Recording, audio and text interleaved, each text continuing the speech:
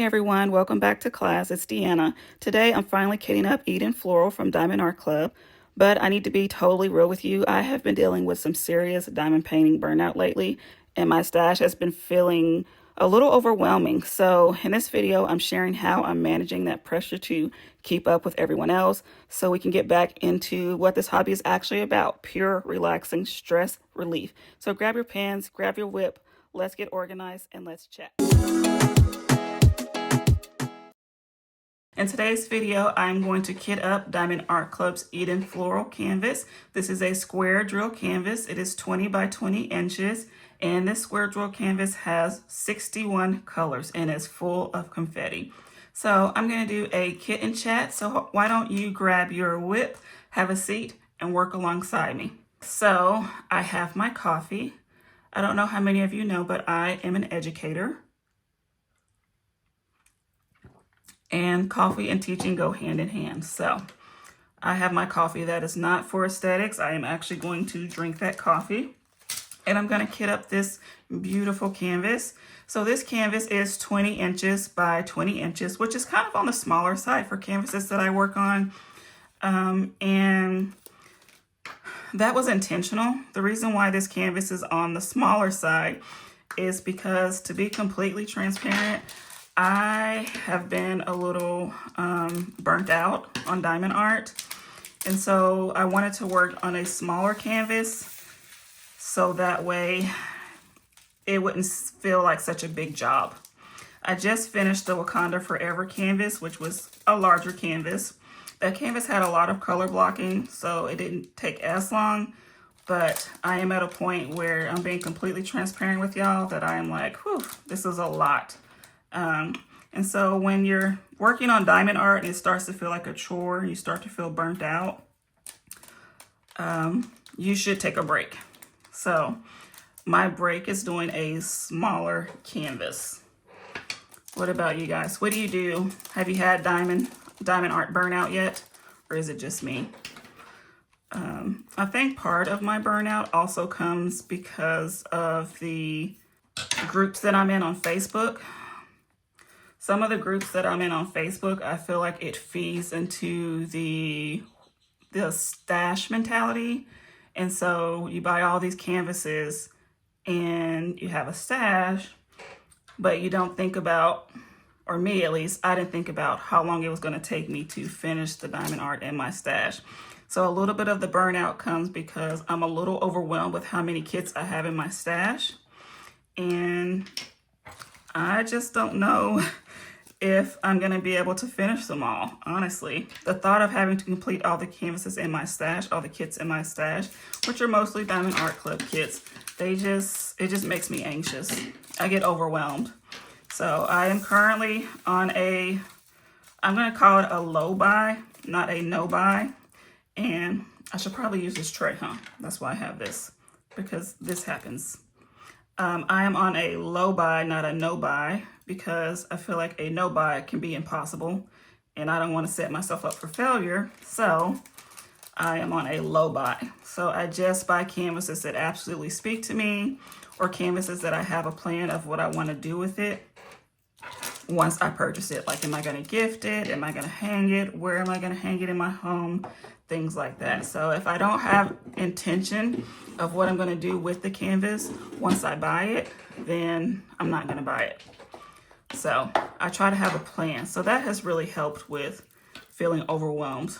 My stash is by no means large. My stash is maybe 30, 35 canvases.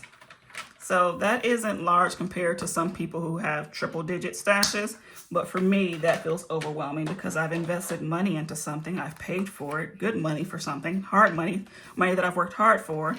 And I want to do the kit, but it just gets overwhelming.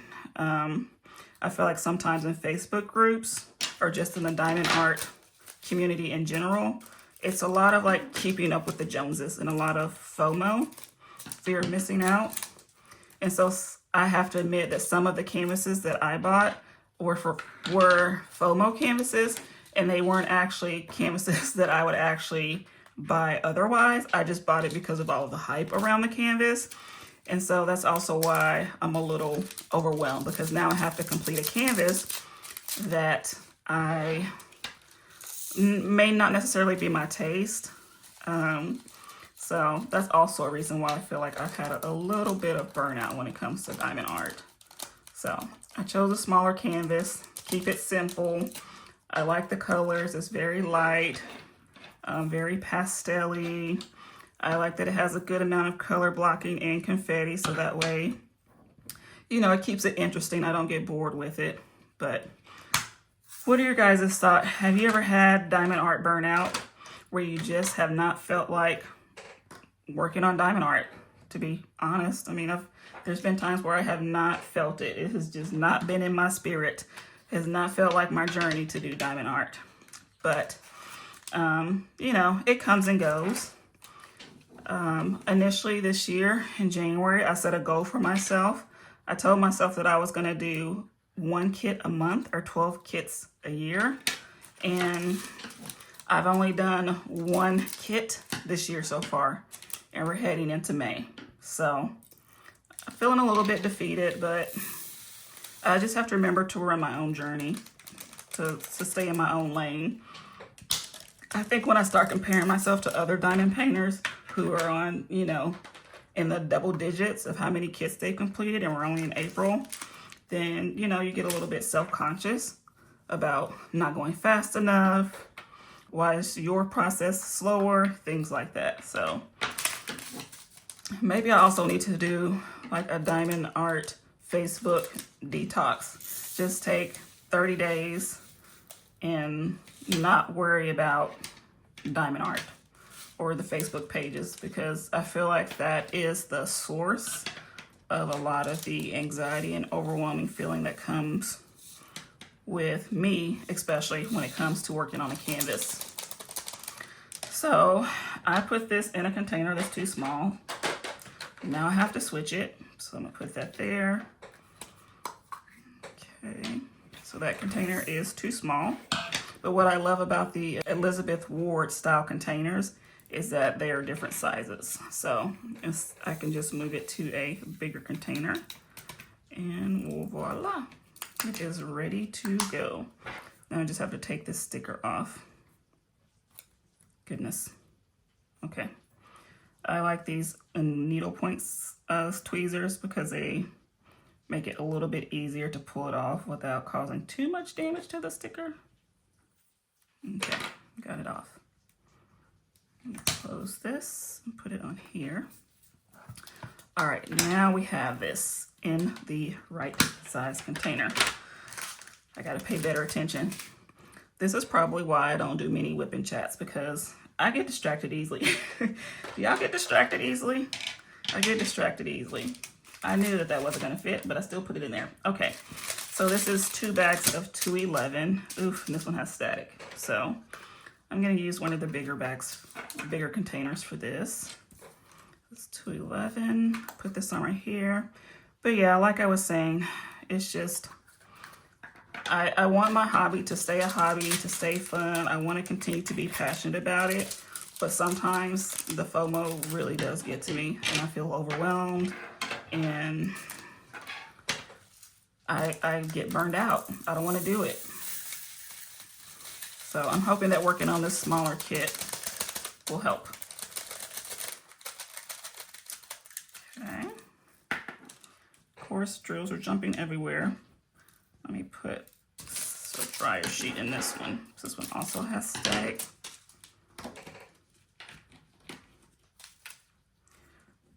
My chair is squeaky. I am sorry. I have a squeaky chair. So pour this in here. Goodness, need another one. There's a lot of static in this one. One of my subscribers wrote in the comments that she also has a humidifier. And I don't think that's a bad idea, because I feel like sometimes the static is regional. It just depends on the environment. And if you have a lot of humidity in the air, some diamond painters will actually put their drills in the freezer to kind of knock off the static. That hasn't really been successful for me. I've tried that and haven't really noticed a big change. But then again, maybe it's just, you know, regional. And so, because I live in the South, it's very hot. It can be very humid. Maybe that's why. I don't know. So the coffee that I'm drinking is just a like Walmart brand coffee. It is a K-cup style coffee, and it is cinnamon vanilla nut, I believe is what it's called. And then I just have some oatmeal creamer in here. So good. Do you guys also drink coffee? What kind of coffee do you drink? Do you like it black? Do you like it with creamer? How do you drink your coffee? I'm curious. I feel like coffee and teacher are like one and the same. They kind of go hand in hand. Like, are you really a teacher if you don't drink coffee? I don't know. It's questionable to me. But yeah. Still some drills in here. Let me see if I can get those stragglers in here. Okay. Oh, got it. Okay. Got that in there. But yes, I drink coffee every single morning. Yep. Oh my gosh, drills are going everywhere. Yeah, so I drink coffee every single morning and I love it. It is delicious. Now, if I could only get these drills in the container, that'd be great. It's the static, y'all. Static is wild. Static gone wild. It's crazy. Okay. Okay, got that one. Also, speaking of burnout, I have been working on, well, I just decided to work on smaller mini projects so that way I still have some sense of completion. So I've been working on the Forever Young months of the year canvases, and those have been going really well because I get the sense of completion, like I said, right? And they're small, they don't take as much time, so the commitment isn't as big for those. So I think those have been keeping me happy in the hobby, I guess. They don't feel so overwhelming. The only thing about the Forever Young diamond art canvases, mini canvases, is that they are printed on they're printed on cardstock. Yeah, they're printed on cardstock. So yeah, they have like, I don't know how to describe it, like a slippery texture. Like when you're placing the drills, it's kind of like slick. It doesn't have, I guess, the same texture as a canvas. I don't know how to explain it, but if you've ever diamond painted on like wood or a coaster or cardstock, cardboard, then you know what I'm talking about. It can be a little bit tricky to place drills when you're working with those types of mediums. Let me know in the comments if you guys are working on any year-long projects like I am. The 12 months of the year. So every month I try to complete the mini canvas before the beginning of the next month. So right now we are in April, so I'll try to finish the May mini canvas before the end of April. And then what I do with the canvases is I just put them at work in my office and they just kind of sit there. And they're pretty and they sparkle. Something else that has been on my mind lately has been the job security or lack of job security. I work in education, and education, there's just a lot of uncertainty when it comes to education right now. And it's hard not knowing if you're going to have a job, how long you're going to have a job, if your role's going to be changed. So that's been also on my mind is, what happens if I can't teach anymore? What happens if I can't be in education? What would I do? I think if you would have asked me that a year ago, I probably would have said, like, be a diamond artist or do diamond art full time. But the burnout is real, so that's not necessarily the case anymore. But yeah, I don't know. I love my job. I love working in education. So I would just be heartbroken if I could not work in education. I don't work in the classroom anymore. I used to work in the classroom. I used to work with students as a classroom teacher, but I no longer do that. But I miss it. I miss working with the students. I miss seeing the growth that students make, having that consistency, or being that consistency for them, you know, being the person that every day when they came to school, they knew that whatever happened at school, the routine, right, was going to be consistent, and that wasn't anything they had to worry about. I love being able to provide that for them, provide that consistency. But then I also really love teaching and watching students learn and watching those light bulb moments when they get it, you know. And I taught elementary, so they were very much at the age where they were still really friendly and they still looked up to you and you were the best person ever. So yeah, sometimes I miss being in the classroom, but I still get to go into the classrooms to support teachers, but I'm not a classroom teacher anymore. So I don't consistently go into classrooms and provide instructions for students anymore. Education has me nervous. All right, so quick story on why I became an educator. I got into education because I loved being in school. I liked learning. I consider myself a lifelong learner. I know that sounds kind of cliche, but I do consider myself a lifelong learner. And so when I was in school, I never had a teacher that looked like me. So there was never that representation of me in the classroom. I had some great teachers, but I could never see myself as the teacher because that wasn't presented to me. That was never represented. So part of the reason why I became a teacher is to show students that they can also achieve success and they can also be a teacher. One of the reasons that I went into education is I love learning, I love teaching, but also as representation for students who may not see themselves in the classroom or as a teacher for whatever reason. If you think about it, educators are the reason why all jobs exist, right? You were able to be a doctor because you went to school and someone taught you the skills to be a doctor.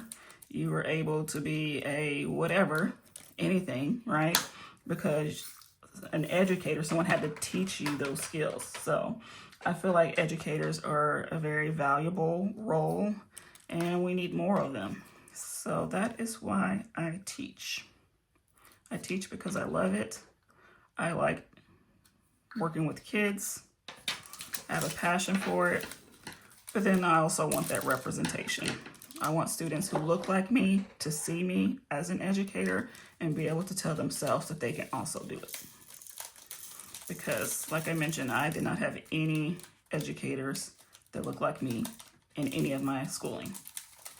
So it's just really important for me to provide that to other students. And I know that that's regional. I get that. I live in the South, right? I get that. But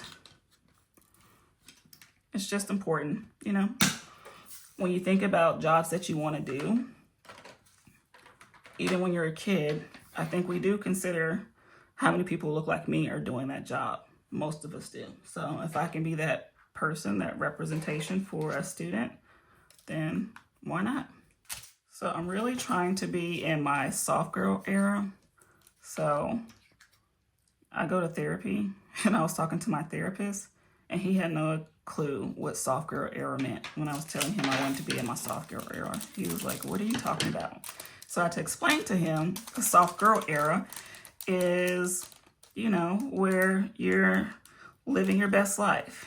You're not stressing about things that are not important. You are spending time on things that are important to you.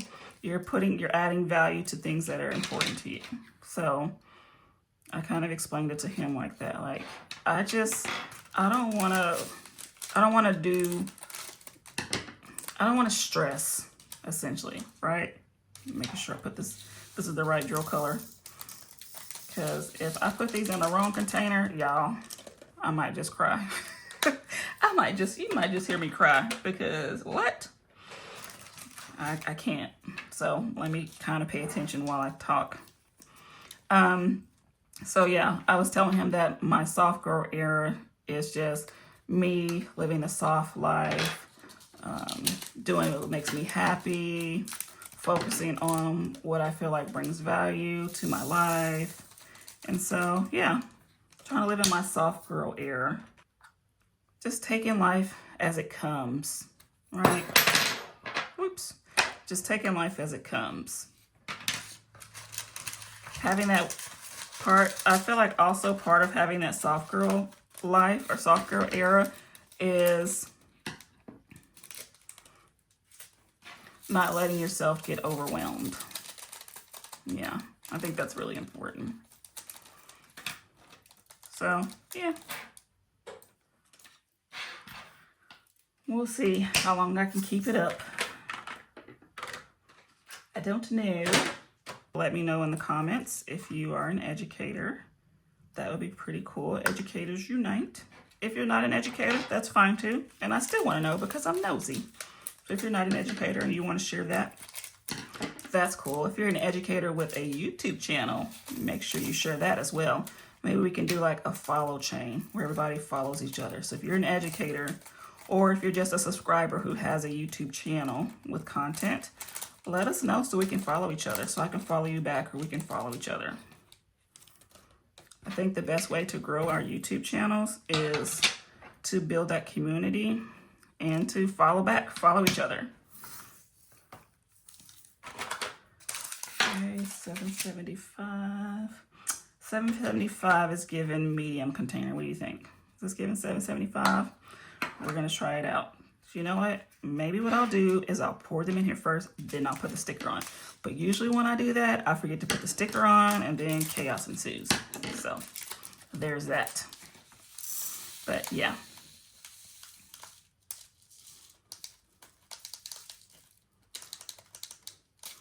So speaking of content and creators on YouTube, I follow most of the diamond art YouTubers. The big names, of course, I follow. But if you are a smaller channel, let's say less than a couple thousand, I would love to follow you. A couple of the smaller channels that I follow are, well, I think he's kind of a smaller channel. I just like his content. His name is Single and Placing. He has really good content. And I thought that that was a pretty crafty name, right? Single and Placing. I guess he's single, like not in a relationship, but then he's placing diamonds. I just thought that name was so cool. On the name alone, you get me as a subscriber. That is a pretty cool name. And then another content creator is Shunny. And she does very aesthetic, very beautiful videos. That's the only way I can explain it, is beautiful and aesthetic. And right now she's working on a really big monster project that is, I think, over 800,000 drills. And so she's been kind of vlogging her journey for completing that canvas. And she always shares what books she's reading and or listening to. She listens to audiobooks while she diamond paints. And it's just very chill vibes over there on Shawnee's channel. And then, of course, you should also subscribe to my bestie, my diamond art bestie, which is Inspired Introverted. So, no, it's Introverted Inspired. My bad. Sorry, Leslie. You should subscribe to Introvert Inspired. I'll be sure to tag them in this video so that way you can follow them. But yeah, those are just a couple of the smaller content creators that I follow. What are some of the smaller content creators that you guys follow? Who are you following on? Follow. Subscribe, follow. What do we call it? I don't know. I'm new to this. What are some of the content creators you're subscribed to? I guess that's how we would say it. Let me know in the comments.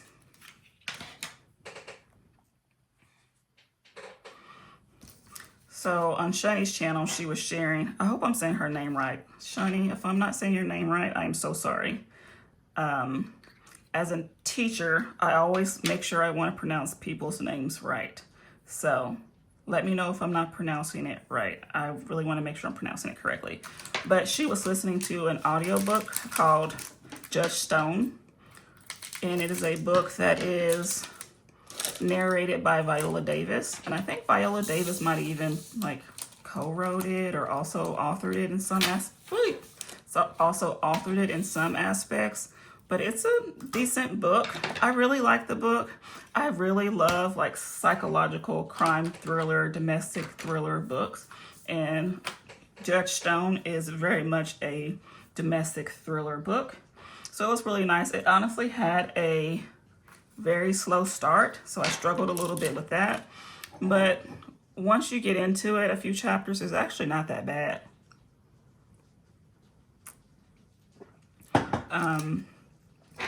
So it was actually a really good book.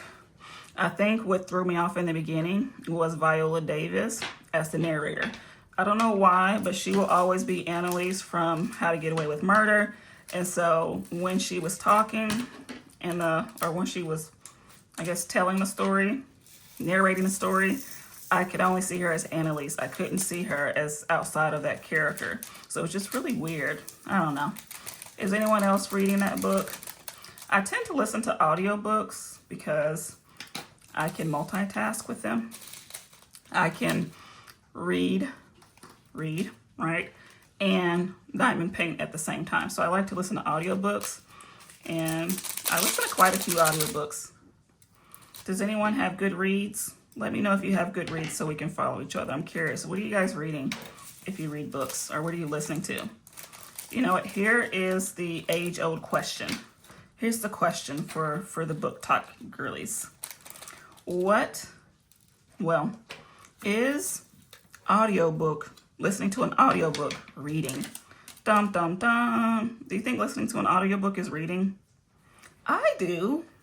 I mean, not reading in the traditional sense, but you're still coming away with the understanding of the content of what the story, the gist of the story. You're just not reading it with your eyes. You're reading it with your ears. Or you're listening to it with your ears. But I feel like if I listen to 10 audiobooks, I feel like I can confidently say I read 10 books. Am I wrong? Am I wrong for saying I read 10 books? What do you guys think? Would you say that listening to an audiobook is reading a book? I don't know. I say yes. My vote is yes, but you let me know what you think. And also let me know which audiobook you're reading.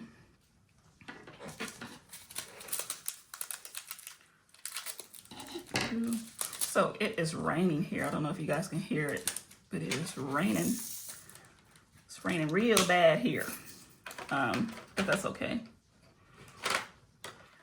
So in some of my videos, I talk about just taping, or I talk about why or how to use washi tape, and that is because I have a dog. Yes, I have a dog. So let's see if you can guess what my dog's name is, okay? So my dog, well, I'm gonna give you the name and let's see if you can guess the breed. This is gonna be a dead giveaway. Like if you don't guess the breed, I don't know what to tell you. Okay, so her name is, wait for it. Oh, and by the way, I adopted her. So she came to me with this name. I inherited her with this name. So I did not name her this. But her name is Dottie. Like Dottie. Can you guess the breed just from me telling you that her name is Dottie? I bet you can. So I am so glad that Diamond Art Club gives us extra drills, because you just saw how I had to put those, well, I didn't have to, but how I put those drills in my trash drill container, because ain't nobody got time to be opening containers and figuring out what colors those were. I'm not doing all that. Nope. I'm just trying to get these in the containers so I can get to work. So yeah, no, we're not doing that. So yeah, what do you think my dog's name is? I love her to death. She's a pretty puppy. She's so cute. I'm gonna put a picture of her on the screen and let me know if you were right. Did you guess right what type of dog or what type of breed Dottie is? I bet you are. Oh my gosh. These drills have so much static. No. It's like every bag has static. Won't let me be great. See? And that's how they end up in the trash drill container, because they keep hopping out of the bag. And then I don't realize it till I've already closed the container. And you know what? Once the door is closed, it's closed. Sorry, drill. You're going in the trash drill container. Okay. Oh, this container might be too big. I guess that's the good thing about Diamond Art Club putting their drills in weight order instead of DMC order. Had I kept them in weight order, then I would know what size container to use, because I would have already used a like size container for the color before it. Right? Am I right? How do you guys kit up? Do you kit up by DMC, or do you kit up by weight? Let me pour these in here. Okay. Bada bam, bada boom. And let me transfer this sticker. So my plan of putting them in the container and putting on the sticker second, you see how well that worked, right? It's habit. Always put the sticker on first, because there's been too many times where I have not put the sticker on and then I get all confused about what color is what. And these colors are so similar. We don't have time for that, not today. Okay. We have 814. So even though this canvas has 61 colors, there's a lot of bags of where there's just a few. Like I'm looking at my containers and I'm actually using a lot of the smaller containers. So I guess that's good. All right. Tell me about your day. What did you do today? Did you go work out? How do you start your morning? I start my morning with a workout. Call me crazy. Yes. So I go to a boot camp, and at the boot camp, it is like circuit training. So you do stations, and I absolutely love it. It's so much fun. Okay, so you ready for this? I go work out at 4:45 in the morning during work days, and then 7 a.m. on weekends. Crazy, right? 4:45 in the morning. So you can bet I'm usually in bed by about 9 o'clock. So that way I'm nice and rested and I don't change my mind. So the boot camp that I go to, they have several times that you can go. I just like going to the 4:45 so I can get it out the way. I am not a work out after work girly. That does not work for me. That is not my journey. It is no fun.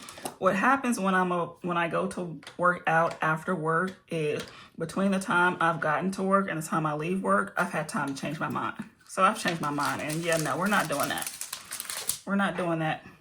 I don't know how many times I've told myself I was going to work out after work, and I didn't. I bring my workout clothes, my shoes. Oh, I'm just going to change before I go. You know what? Nope. Quitting time hits, and I'm like, yeah, no, I'm going home. I'm not working out. So I have to go before work, or I don't go. But what I was saying is that the boot camp that I go to, they have a check-in system. And so for that check-in system, you can hit certain milestones. So they have a 50 check-in milestone, a 100 check-in milestone, and then they also have a 250 check-in milestone. So my goal is to get the 250 check-in milestones. So that means I go and I work out 250 days this year. There are only 365 days in a year. So that gives me what, 115 days of wiggle room. And they're not open on Sundays, so they're only open Monday through Saturday.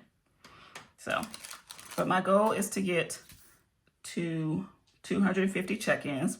So I did the math, and according to my math, that means that I need to, from this point on, get 25 check-ins a week, not a week, a month. Whoa, could you, 25 a week, yikes.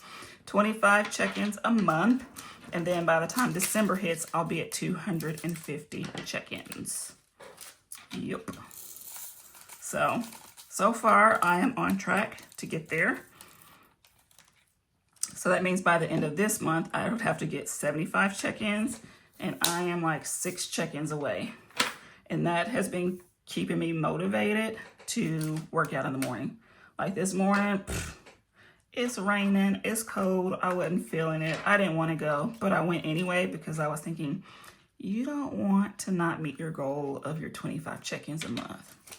And then also, I am streaking, not the kind that they do on the fields with no clothes, but I'm streaking in the sense that I have so many check-ins consecutively, and I don't want to break my streak. So that's also been motivating me. It's like, but if I don't go, then I'm going to have to start my streak all over. And who wants to do that? Not me. I don't want to start my streak over. So that also motivated me to get up this morning and get going. So, yeah. Do you guys work out? What type of workouts do you do? Do you do Pilates, yoga? Are you in a boot camp style workout like I do? I like the boot camp style because, I mean, it's a boot camp, so they're going to be a little tough on you, which is what I need. I had a gym membership where I was responsible for going myself. Yeah, that didn't work.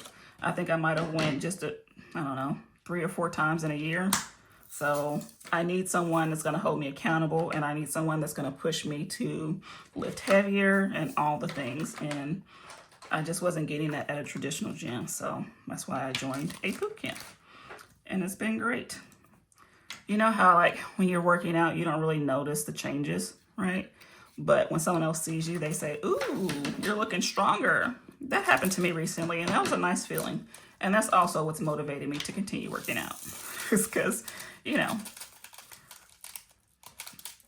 there's a noticeable difference in how strong I look, which is my goal. I want to be stronger. I mean, it's nice to lose weight, but at the end of the day, I just want to be stronger. So I want a little bit of muscles, a few muscles. So I have been working out. Let me know in the comments if you also work out and how you enjoy it. And what's your favorite kind of workout? That's cool to know too. I really like the boot camp style workouts. So you let me know what's your favorite style of workouts.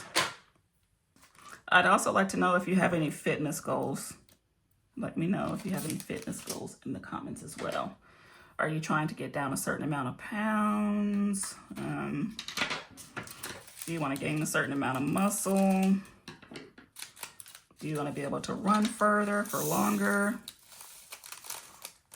What's your goals when it comes to fitness? Let me know.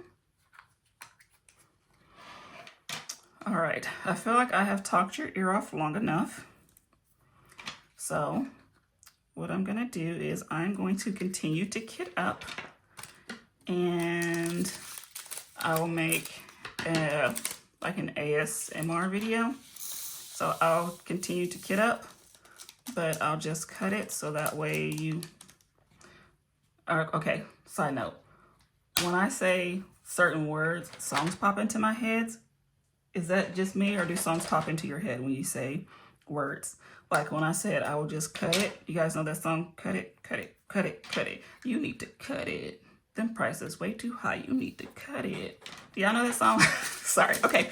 So anyway, so I'm going to cut the video. So it's just an ASMR video. And yeah,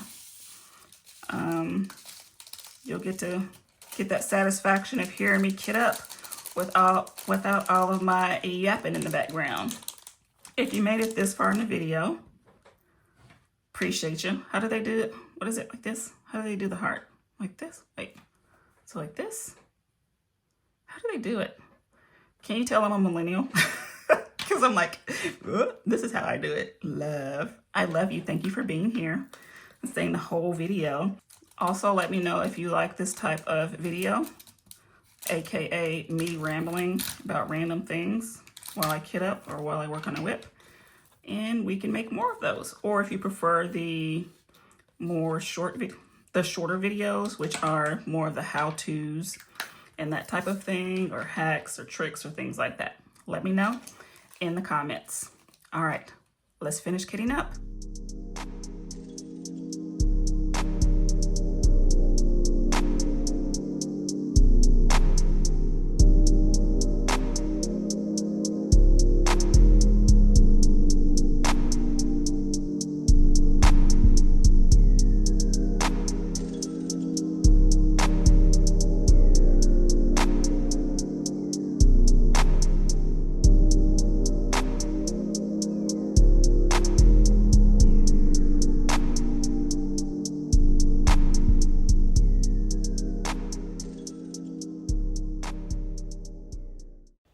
Thanks for watching. Bye-bye.